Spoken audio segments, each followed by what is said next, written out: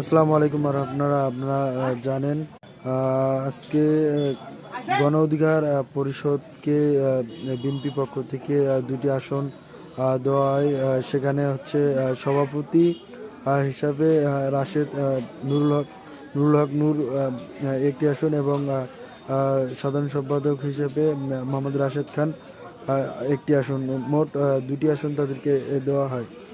অথচ কিছুদিন আগে এনসিপিকে উদ্দেশ্য করে নুরুল হক নূর একটি কথা বলেছিল, সেটা হচ্ছে দুটি সিটের বিনিময়ে কোনো দল যাতে কারো উপর নির্ভরশীল না হয়, তাহলে সেই দলের উপরেই মূলত আসলে ক্ষতিটা হবে। তো নুরুল হক নূর আসলে কোন থিওরিটিক্যাল ওয়েতে সে বিএনপির কাছে দুটো সিটের বিনিময়ে তার দলকে বিক্রি করে দিল, সেটা আসলে আমাদের বোধগম্য নয়। অথচ সে 300 আসনে প্রার্থী দেওয়ার জন্য নমিনেশন বিক্রি করে কোটি কোটি টাকা হাতিয়ে নিয়েছে।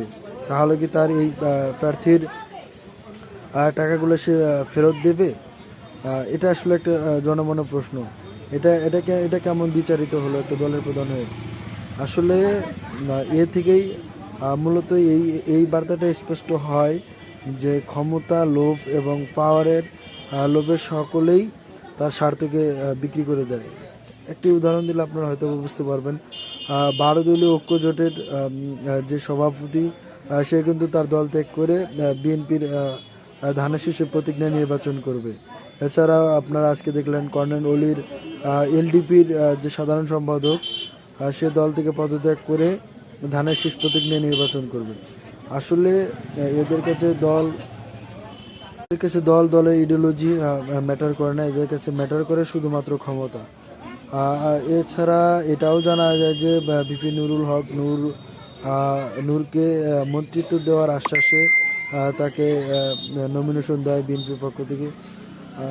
আসলে আমি এর একটি তীব্র নিন্দা করলাম। আমরা 5 আগস্ট পরবর্তীতে যে বহুদলীয় গণতন্ত্রের ধারা অব্যাহত রাখার জন্য প্রচেষ্টা চালিয়েছি, সেটা আর কি প্রাথমিক ব্যাহত হয়েছে।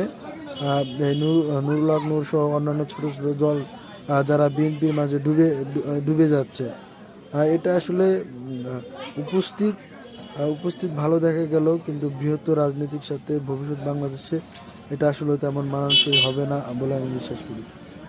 আপনারাও যারা যারা আমার কথার সাথে একমত, তারা একটি লাইক দিবেন। ধন্যবাদ। আসসালামু আলাইকুম।